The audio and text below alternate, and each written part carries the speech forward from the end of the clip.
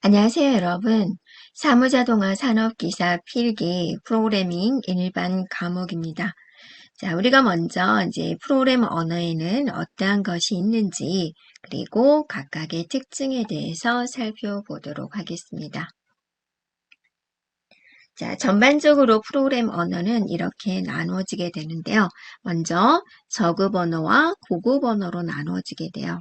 그리고 저급 언어는 기계어와 어셈블리어, 고급 언어는 굉장히 많이 있습니다. 대표적인 C, 자바, 파스칼 등에서 우리가 이제 사용하는 게 거의 고급 언어가 될 건데요.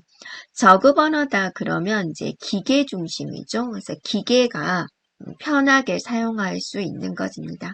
그래서 우리는 많은 명령어들을 내리지만 컴퓨터 입장에서는 그거를 모두 이진수로 변환을 해서 이제 얘가 이제 명령어를 처리하는 거죠.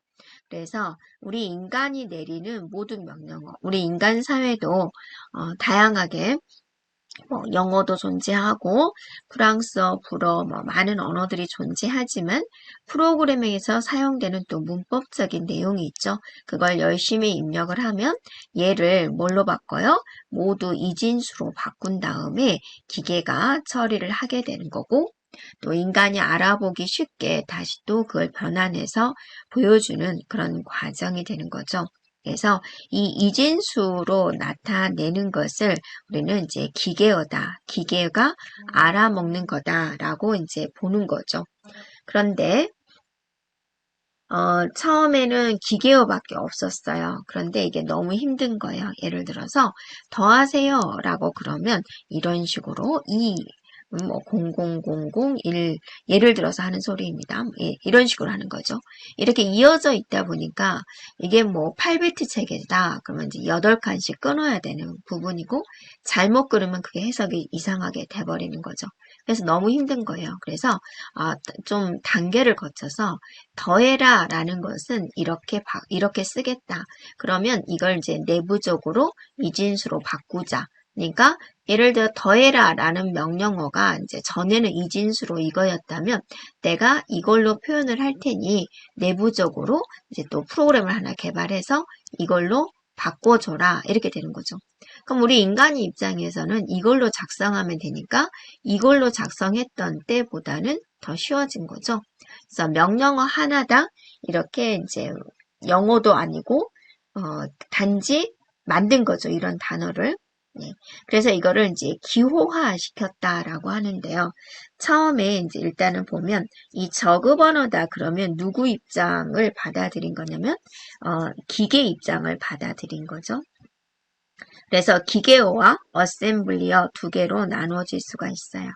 저급 언어는 이렇게 딱 두 개만 있습니다. 기계어는 완전히 이진수예요. 즉 이진수는 0과 1만 표현하는 거죠. 완전히 이진수만 사용을 해서 명령어 데이터를 나타내는 거예요. 그래서 어떤 번역 과정이 필요 없죠. 바로 실행하면 되니까. 그래서 컴퓨터가 직접 이해할 수가 있어요. 하지만 우리 인간은 굉장히 힘들죠. 그래서 기계가 바로 알아봤기 때문에 실행 속도는 빨라요. 이제 인간이 고생하는 거죠. 그런데 기계어를 작성을 한다. 그러면 굉장히 전문적인 지식이 있어야지 가능한 거예요. 그래서 인간이 작성하기는 굉장히 힘든 부분이죠. 그래서 이 기계어를 이렇게 기호화시켰다. 1대1로 매칭시켰다. 기호로 나타내었다. 라는 게 이제 어셈블리어가 되겠습니다. 그래서 여러분은 저급 언어 두 가지는 뭐 있어요? 기계어, 어셈블리어. 그 중에서 완전히 0과 1로만 표현하고 직접 이해할 수 있는 언어는 기계어. 그 다음에 어셈블리 언어는 기호화시킨 언어. 이렇게 기억해 주면 되겠습니다. 네, 고급 언어입니다. 고급 언어는 이제 여러분이 사람 중심 언어죠. 그래서 너무 힘든 거죠. 그래서 사람이 이제 프로그램 언어를 작성을 하면 그거를 이제 기계어로 번역해 주는 또 별도의 프로그램을 만들면 되는 거죠. 그래서 이제 지금은 거의가 이제 고급 언어로 이제 작성을 하고 있습니다. 그래서 고급 언어의 종류는 굉장히 많아요. 그리고 여러분이 이제 조금 공부하면 나만의 프로그램 언어를 좀 만들어야 되겠다라고 해서 이제 기존에 있는 프로그램 언어가 이제 나하고 조금 안 맞는다. 그러면 내가 또 새로운 프로그램 언어를 만들 수가 있죠. 그런데 내가 만든 것을 다른 사람도 좋군 하고 써야 되는데 몇몇 사람만 좋아하고 또 시간이 지나면 사라지는 경우가 있죠. 회사에 입사를 했는데 뭐 좀 개발을 해와 라고 상사분이 말을 했는데 제가 뭐 파이썬으로 만들었다. 근데 상사는 파이썬을 모르고 C를 C++를 한다. 그럼 내가 어떻게 해야 되죠? C++로 만들어야 되는 거죠. 그리고 또 고객이 이런 건데 뭐 파스칼로 만들어주세요. 그러면 파스칼로 만들어줘야 되는 거죠. 근데 사람들이 많이 안 찾는 언어다. 그러면 이제 점점 사라지게 되는 거죠. 그래서 이 지구상에는 굉장히 많은 고급 언어들이 있습니다. 그리고 이제 또 사라지는 언어들도 굉장히 많이 있죠. 네, 포트란은 이제 아주 최초의 고급 언어가 돼요. 그래서 이거는 이제 과학, 기술, 계산용 언어로 만들었습니다.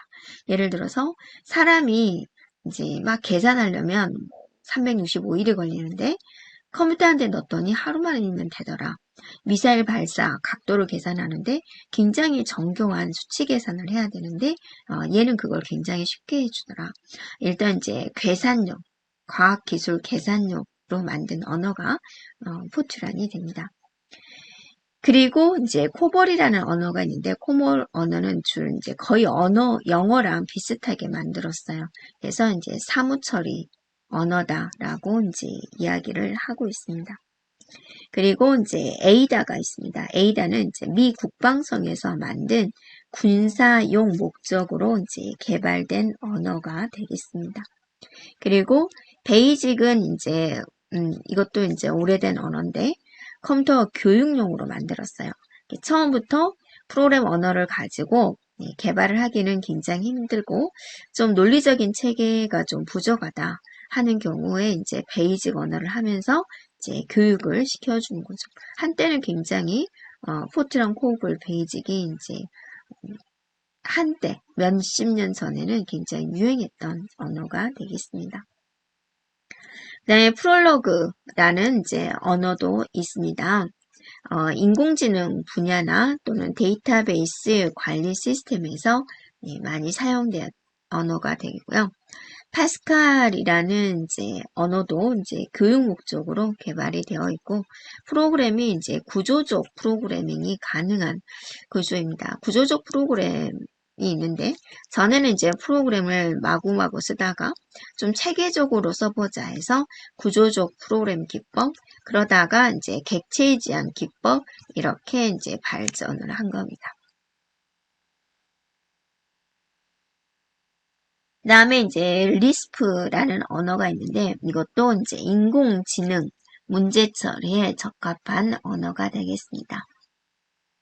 하나의 특징이라면 우리가 이제 하나하나 세부적인 문법적인 내용을까지는 살펴보기는 그렇지만 선언문을 전혀 사용하지 않는 특징을 가지고 있습니다.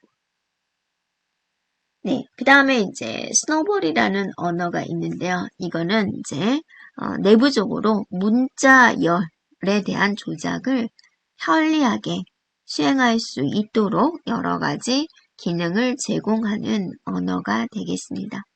그리고 이제 프로그램 언어 중에서 스트림 자료에 대한 활용이 가장 많은 언어다라고 보면 되겠습니다.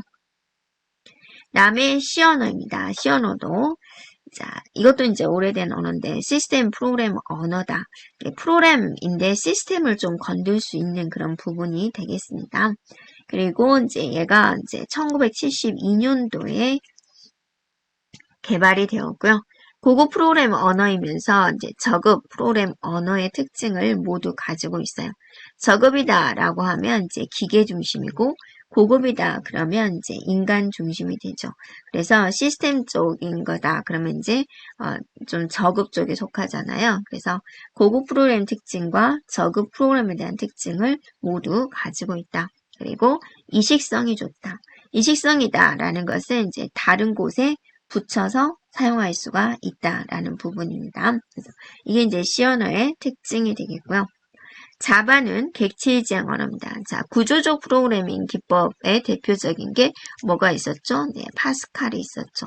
객체의 지향 언어의 대표적인 게 이제 자바가 있습니다. 그리고 얘도 C처럼 이식성이 좋다라는 부분. 그냥 좀 어려운 말이긴 하지만 다중상속, 여러 상속을 받을 수가 있다라는 거고, 캡슐화가 가능하다. 캡슐이라는 것은 이제 캡슐을 씌워놨다. 명령어들을 이 안에 넣고 다른 사람이 볼 수 없도록 해버리는 거죠. 그러면 해커의 침입을 어느 정도 막을 수가 있고, 꼭 필요한 명령어들만 보여주고 중요한 명령어들은 이 속에 감춰둔다. 그게 이제 캡슐화가 되겠습니다. 재사용성이 높다. 이게 다 객체의 지향 언어의 특징이 되는데요. 우리가 이제 엑셀을 할 때 여기에 이제 글꼴에 관련된 명령어를 만들었어요. 파워포인트 개발을 할 때 글꼴에 관련된 명령어가 필요해요. 그러면 엑셀에서 글꼴을 명령어를 만들었지 해서 얘를 통째로 가져와 쓰는 겁니다. 예, 이런 게 재사용 기능이 되겠습니다. 자, 하위 클래스가 상위 클래스를 참조하기 위한 명령어. 우리가 이제 다중상속이 가능하다 그러겠죠? 그래서 특별히 자바에서 상위 클래스가 있고 하위 클래스가 있다. 이 하위 클래스가 상위 클래스의 내용을 참조할 수 있는데 그때 사용하는 명령어가 슈퍼가 있습니다. 이게 이제 출제되었기 때문에 이렇게 적어 놓은 겁니다. 프로그램 언어는 어떤 발전 과정을 거쳤을까 한번 정리를 해보았습니다.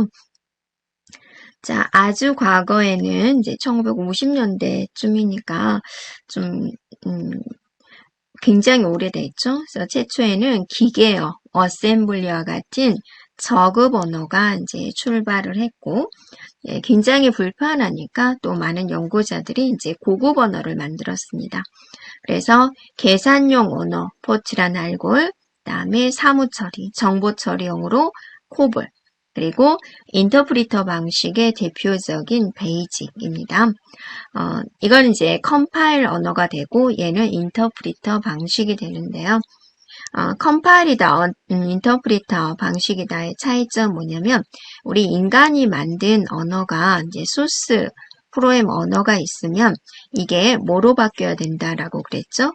기계어로 바뀌어줘야 되죠. 그래서 이 고급 언어를 가지고 프로그램을 작성을 하면 이제 기계어로 자동적으로 바뀌어지는 것. 이게 이제 번역기라는 것에 의해서 바뀌어져서 그 다음에 이제 기계어로 바뀌어졌으면 그게 이제 하나의 프로그램은 된 게 아니라 여러 개의 프로그램으로 연결돼야 되죠.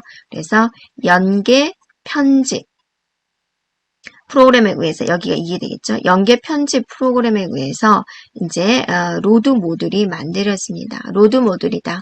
주격 장치에 올라갈 수 있는 하나의 단위가 됩니다. 그래서 이제 주격 장치에 올라가게 되는데 로드에 의해서 주격 장치에 올라가게 다음에 실행이 돼요.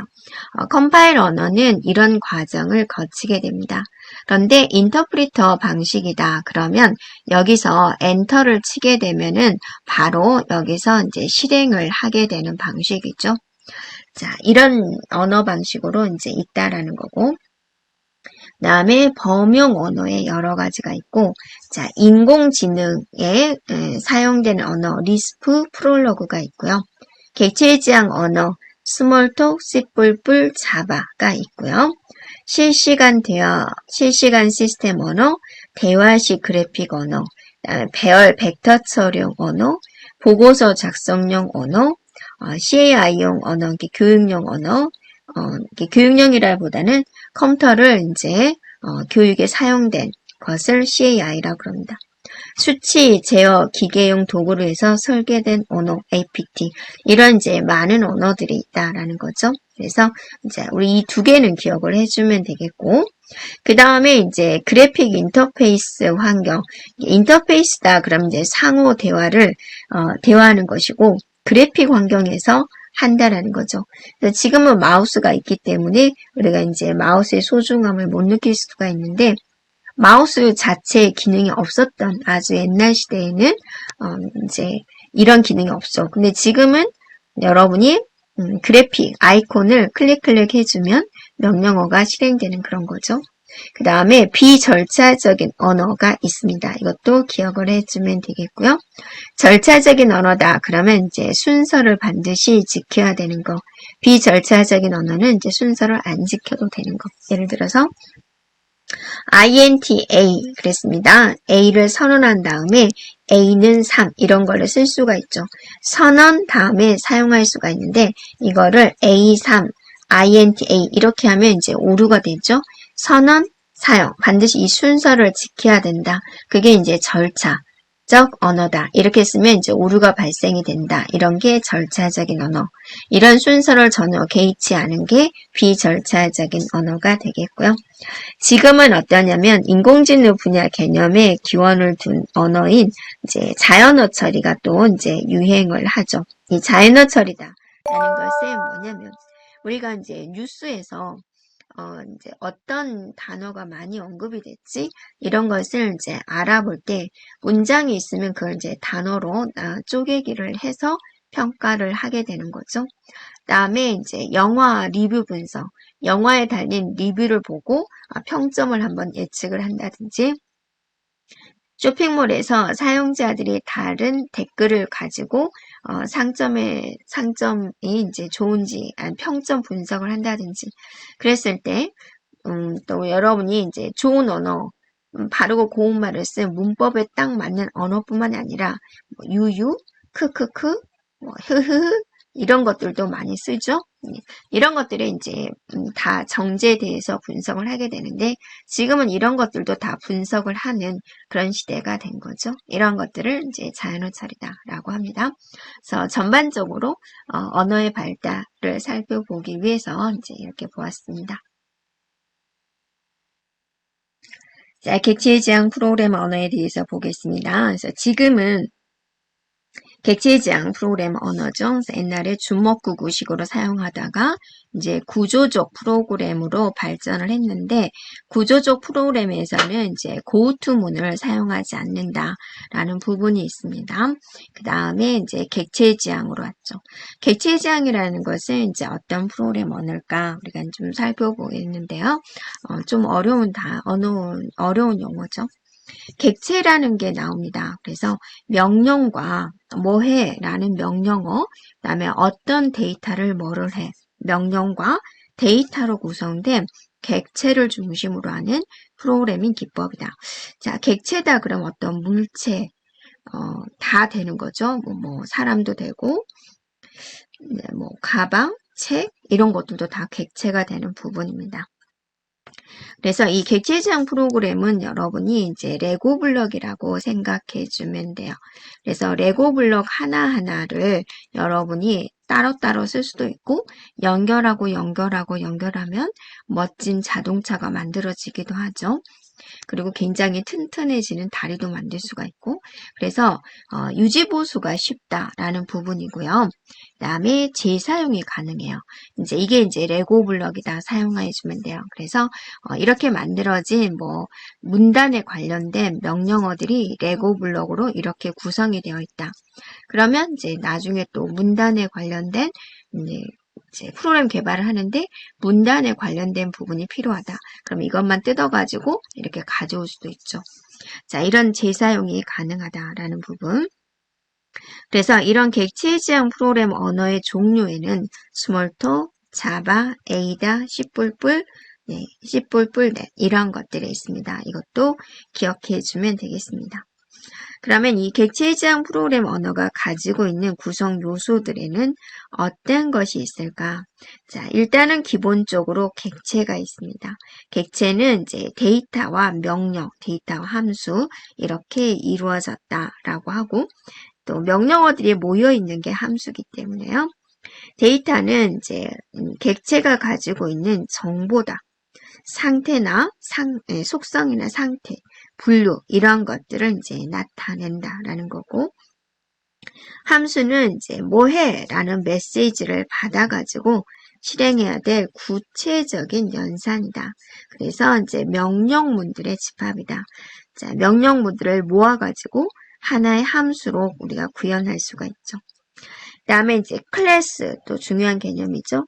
유사한 객체들을 묶어 놓은 것을 이제 우리는 클래스다라고 하고, 그리고 이제 여러분 친구들끼리 이제 나하고는 클래스가 달라. 뭐 그런 이야기를 하죠. 그래서 유사하지 않다라는 뜻이죠. 자, 메시지다라고 하면 어떤 이제 명령이라고 생각해 주면 돼요. 메시지를 받아서 움직인다. 명령을 받아서 움직인다. 자, 메소드라는 용어도 있습니다. 많이 헷갈려하는 부분인데요. 객체가 수행하는 동작을 표현한 함수다. 그러니까 하나의 명령은 메시지다라고 보면 되겠고, 메소드는 이제 함수다라고 생각해 주면 돼요.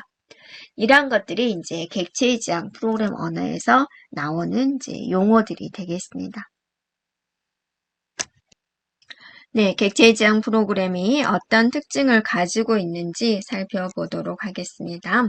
먼저 일단 종류를 기억을 해주고요. 캡슐화. 캡슐화는 이제 정보 은닉과 관련이 있고 상속성, 추상화, 다형성. 자, 이런 특징을 가지고 있습니다. 일단은 우리는 객체의 지향 프로그램의 특징의 종류를 기억을 해주고요. 자, 캡슐화는 무엇일까라는 겁니다. 데이터와 데이터를 처리하는 함수를 하나로 묶습니다. 그리고 캡슐화된 객체는 재사용이 가능합니다. 자, 그리고 이제 결합도가 낮고 인터페이스가 단순해진다. 먼저 하나씩 살펴보면 데이터와 함수를 하나로 묶어요. 그래서 이런 캡슐에다가 넣어놓는다라고 생각해 주면 되고요. 그래서 이 캡슐 안에 이거는 이제 단락에 관련된 명령어들이야 라고 하고 나중에 단락을 필요한 프로그램을 또 개발해야 된다. 이것만 통째로 이렇게 가져가면 되니까 재사용이 가능하다라는 것이고요. 또 여기다가 인쇄에 관련된 이제 명령어를 넣어놓는 거죠. 또 얘가 필요하다 그러면 또 얘를 가져가서 쓰면 되니까. 그러면 이 A라는 캡슐에 들어있는 것과 B에 들어있는 캡슐의 관계는 적어야지 되겠죠. 그래서 완전히 달라지게 되면 우리가 그거를 결합도가 낮다. 즉 A와 A 캡슐, B 캡슐이 전혀 관련이 없는 걸로 되어 있다. 그러면 우리가 결합도가 낮다라고 합니다. 단락에 관련된 가운데 정렬이라는 명령어가 여기에 들어와 있다. 그럼 얘는 단락에 관련된 거잖아요. 그럼 관련성이 많아 버리죠. 이러면 잘 나눠진 게 아니죠. 그리고 인터페이스다라고 하면 단순해지죠. 생각해보면 이게 캡슐하게 되기 전이면 이렇게 이제 명령어들이 있다. 관련된 거 한번 엮어볼까 막 이런 식으로 복잡하게 되겠죠. 그런데 캡슐로 묶어주면 연결선이 이렇게 하나만 있으면 되는 거죠. 이렇게 인터페이스가 단순해진다라는 것이고요. 정보 은닉은 이런 이제 캡슐화, 속성 메소드를 캡슐화를 합니다. 그래서 실제적인 명령어들을 바깥에서 못 보는 거죠. 그래서 은폐와 관련이 있다라는 거고 꼭 공개를 해야 되는 그런 부분만 외부에 노출을 시켜주는 거죠. 이렇게 되면 이제 해커의 침입으로도 어느 정도는 이제 막을 수가 있다라는 거고 상속성입니다. 상위 클래스에 대한 모든 속성을 하위 클래스가 이제 물려받는 거죠. 우리가 상속한다 그러면 부모님으로부터 물려받는 거지 자식 거를 부모가 상속받는다 그러진 않죠. 그래서 상위 클래스에 대한 내용을 하위 클래스가 물려받는 거죠. 그렇게 되면 재정의를 하지 않아도 간편하게 쓸 수가 있다라는 거죠. A라는 변수가 문자로 16글자에 김씨만 들어오도록 이렇게 설정해 놓은 것을 내가 그대로 다시 사용할 수가 있다라는 거고 추상화다라고 하면 불필요한 부분을 생략하는 겁니다. 그래서 제가 동물을 그려볼 때 여러분이 자 이렇게 되어 있어요. 그러면 코가 길어요. 그러면 코끼리라고 우리가 답할 수가 있죠. 물론 여기서 뭐 귀도 있고 눈도 있고 몸체도 있고 다리도 있고 여러 가지가 있지만 가장 핵심적인 것, 가장 중요한 것에 중점을 두는 것이다. 우리가 이제 이건 CF에서도 되죠. 그래서 어떤 냉장고에 대해서 선전을 할 때 냉장고 기능이 얼마나 많습니까? 정말 기능이 많아요. 그런데 그 많은 것을 설명을 해도 소비자들 머릿속에는 안 들어오는 거죠. 그래서 가장 핵심적인 기능 하나를 딱 말을 하는 거죠. 그러면 소비자들의 그거라는 냉장고 이렇게 각인이 되죠. 그래서 이 추상화다라는 것은 가장 중요한 것에 중점을 두는 방식이 되고요. 그 다음에 다형성입니다. 같은 동작을 나타내는 연산이라도 객체에 따라 다르게 동작을 하게 된다라는 거죠. 제가 여러분한테 자 오픈하세요 라고 했단 말이에요. 그러면 단순히 목적어가 다른 거죠. 동사는 오픈하세요 라는 건데 창문을 여는 사람, 필통을 여는 사람, 노트북을 여는 사람 다양하다라는 겁니다. 그래서 다양하게 동작하는 것이다 라고 해서 다형성이다 라고 합니다. 네, 프로그램 언어의 구문에 대해서 이제 우리가 살펴보겠습니다. 자, 프로그램 언어로 작성된 프로그램에 대한 문법적인 구조, 이거를 이제 우리는 이제 구문이다라고 합니다. 그래서 구문 형식을 사용하게 되면은 프로그램에 대한 언어를 다양하게 할 수 있고요. 또 문맥에 대한 의미를 명확하고 간결하게 할 수가 있다라는 장점이 있습니다. 그러면 이런 이제 구문에는 어떤 요소들이 있을까라는 건데 여러분이 여기서 이제 좀 들어본 것들도 있을 건데 먼저 핵심어, 키워드다라고 합니다. 특별한 의미를 가지고 고정된 부분으로 사용되는 식별자예요. 그래서 이제 포문이라든지 또 이푸문이라든지 이런 것들을 이제 이야기를 하고 있습니다. 다음에 예약어가 있는데요. 예약에는 이제 특수한 기능을 수행하도록 이미 용도가 정해져 있는 것을 말을 합니다. 네, 그리고 이제 새로 개발된 프로그램 언어에서는 점점 예약어에 대한 사용이 늘고 있는 부분입니다. 그래서 이런 예약어를 사용을 할 때는 이제 이런 예약어를 이제 사용을 하게 되면 어떻게 될까? 일단은 이제 좋은 점이다라고 하면 번역 속도가 빨라진다라는 건데요. 이거는 뭐냐면 프로그램을 개발을 할 때, 자, 이거는 뭐, 이렇게 이제 정해진 명령어들이 있죠. 그래서 이거는 미리 번역을 해놓는 겁니다. 그렇기 때문에 이미 번역을 해놨기 때문에 여러분이 이제 번역하는 속도가 빠르다라는 이제 특징을 가지고 있습니다. 그런데 예약어가 너무 많아요. 너무 많게 되면은 좀 기억하기가 이제 좀 힘들게 되죠. 그래서 프로그램을 하기가 이제 번거롭게 되는 거죠. 그 예약어를 가지고 이제 우리 인간이 프로그램을 작성을 해야 되기 때문에 우리가 이제 뭐 프로그램 작성할 때마다 책을 찾아가면서 할 수는 없는 거잖아요. 그래서 빨리빨리 하려면 어떤 이제 일정한 종류의 예약어를 자유자재로 사용할 수 있어야 되겠죠. 구분 문자입니다.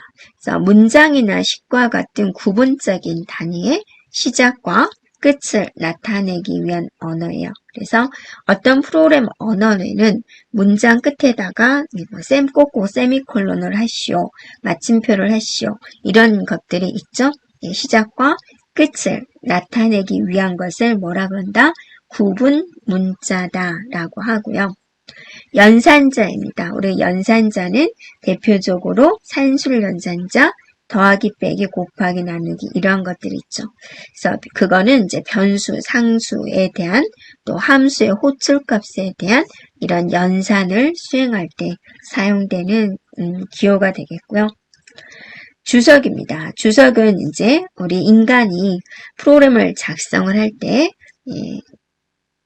프로그램 이해를 돕기 위해서 설명문을 적어 놓는 거죠. 그러니까 또 우리가 이제 한 사람이 작성할 수도 있지만 여러 사람이 팀을 이뤄서 작성하잖아요. 그럴 때 이제 설명이 많이 들어가 있는 게 좋겠죠. 그래서 대부분의 프로그램 언어는 형식은 다르지만 거의 주석을 허용을 하고 있습니다. 그러면 이제 주석을 작성할 때 어떤 프로그램 언어는 샵을 쓰고 작성하세요. 어떤 프로그램 언어는 이제 이걸로 작성하시오. 또 이걸로 작성하시오. 주석을 나타내는 이 기호는 모두 다르게 되죠. 잡음어가 있습니다. 특별한 정보를 가지고 있지 않지만 판독성을 위해서 사용되는 이제 요소가 되겠습니다. 그래서 이제 go to가 있다. 그러면 이제 여기서 go는 어디로 가세요? 라는 뜻이죠. 그래서 이 go는 필수지만 to는 이제 판독성을 위해서 추가한 잡음어가 되겠습니다. 자, 그래서 여러분이 여기서 이런 설명을 적어주고 나서 이거는 뭐냐? 특히 이제 예약어, 특수한 기능을 수행하도록 이미 그 용도가 정해져 있는 것, 그 다음에 주석, 잡음어, 이렇게 이제 특별히 기억을 하면 되겠습니다. 자, 문제를 풀면서 이제 지식을 한번 정리해 보겠습니다. 객체지향 언어에서 하나 이상의 유사한 객체를 묶어서 하나의 공통된 특성으로 표현한 것을 무엇이라고 합니까? 라고 그랬죠. 자, 여기서 핵심은 유사한 객체를 묶었다. 비슷한 것끼리 모여있다. 라는 게 뭐죠? 바로 클래스가 되죠. 네. 자, 그 다음에 객체지향 언어에서 상위 클래스가 정의한 기능과 특성을 하위 클래스가 이어받는 것. 자, 이어받는 것이 이제 핵심이 되죠. 이것이 바로 무엇인가요? 바로 상속성이 되는 거죠. 네, 여기까지 프로그램 언어의 종류에 대해서 살펴보았습니다.